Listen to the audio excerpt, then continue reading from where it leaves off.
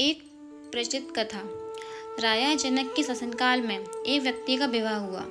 जब वह पहली बार सज संवर कर ससुराल के लिए चला तो रास्ते में चलते चलते एक जगह उसको दलदल मिला जिसमें एक गाय फंसी हुई थी जो लगभग मरने के कगार पर थी।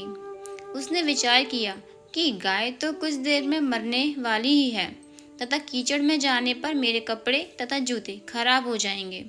अतः उसने गाय के ऊपर पैर रखकर आगे बढ़ गया।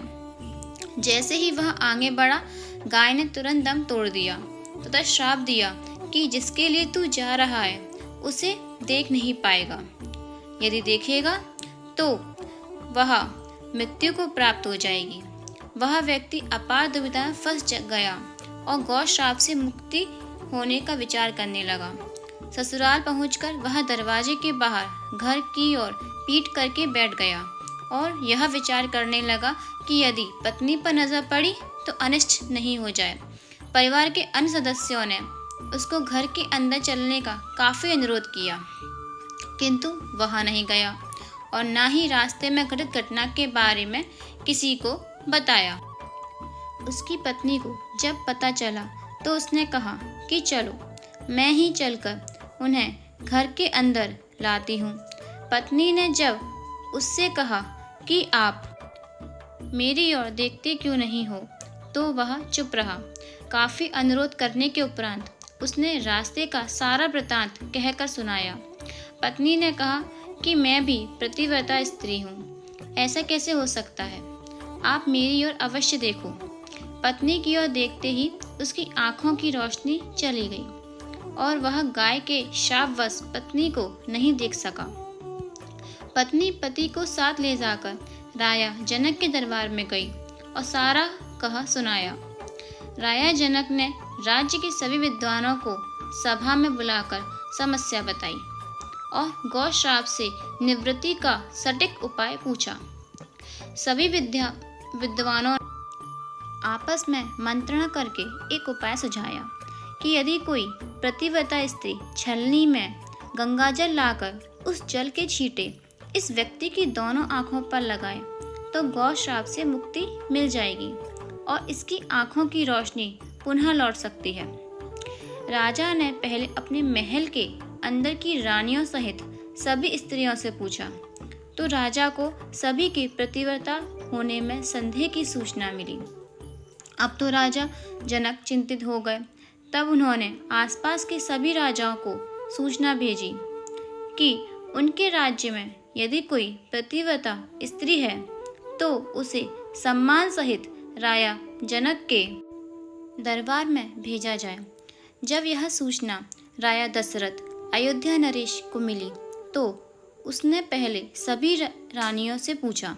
प्रत्येक रानी का यही उत्तर था कि राजमहल तो क्या, आप राज्य की किसी भी महिला, यहाँ तक कि झाड़ू लगाने वाली जो कि उस समय अपने कार्यों के कारण सबसे निम्न श्रेणी की मानी जाती थी से भी पूछेंगे तो उसे भी पतिव्रता पाएंगे।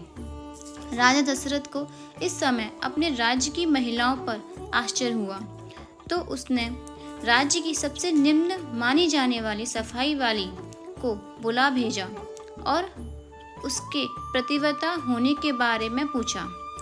उस महिला ने स्वीकृति में गर्दन हिला दी। तब राजा ने यह दिखाने के लिए कि अयोध्या का राज सबसे उत्तम है, उस महिला को ही राज सम्मान के साथ जनकपुर भेज दिया।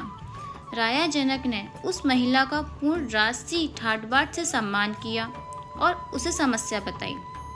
महिला ने कार्य करने की स्वीकृति दे दी। महिला छलनी लेकर गंगा किनारे गई और प्रार्थना की, हे गंगा माता, यदि मैं पूर्वव्रता हूँ तो गंगाजल की एक बूंद भी नीचे नहीं गिरनी चाहिए। प्रार्थना करके उसने गंगाजल को छलनी में पूरा भर लिया और पाया कि जल की एक बूंद भी नीचे नहीं गिरी। तब उसने यह सोचकर कि यह पवित्र गंगाजल कहीं रास्ते में छलक कर नीचे नहीं गिर जाए, उसने थोड़ा सा गंगाजल नदी में ही गिरा दिया और पानी से भरी छलनी को लेकर राज दरबार में चली गई। राजा और दरबार में उपस्थित सभी नर नारी यह दृश्य देखकर आश्चर्यचकित रह गए तथा उस महिला को ही उस व्यक्ति की आंखों पर छींटे मारने का अनुरोध किया और पूर्ण राज सम्मान देकर काफी पारितोष दिया। जब उस महिला ने अपने राज्य को वापस जाने की अनुमति मांगी तो राजा जनक ने अनुमति देते हुए जिज्ञासावश उस महिला से उसकी जाति के बारे में पूछा। महिला द्वारा बताए जाने पर राजा आश्चर्यचकित रह गए। सीता स्वयंवर के समय यह विचार कर लिया कि जिस राज्य की सफाई करने वाली इतनी पतिव्रता हो सकती है तो उसका पति कितना शक्तिशाली होगा। यदि राजा दशरथ ने उसी प्रकार के किसी व्यक्ति को स्वयंवर में भेज दिया तो वह धनुष को आसानी से शांत कर सकेगा और कहीं राजकुमारी किसी निम्न श्रेणी के व्यक्ति को न वर ले। इस वजह से राजा जनक ने अयोध्या नरेश को सीता के स्वयंवर में निमंत्रण नहीं भेजा। किंतु विधाता की लेखनी को कौन मिटा सकता है।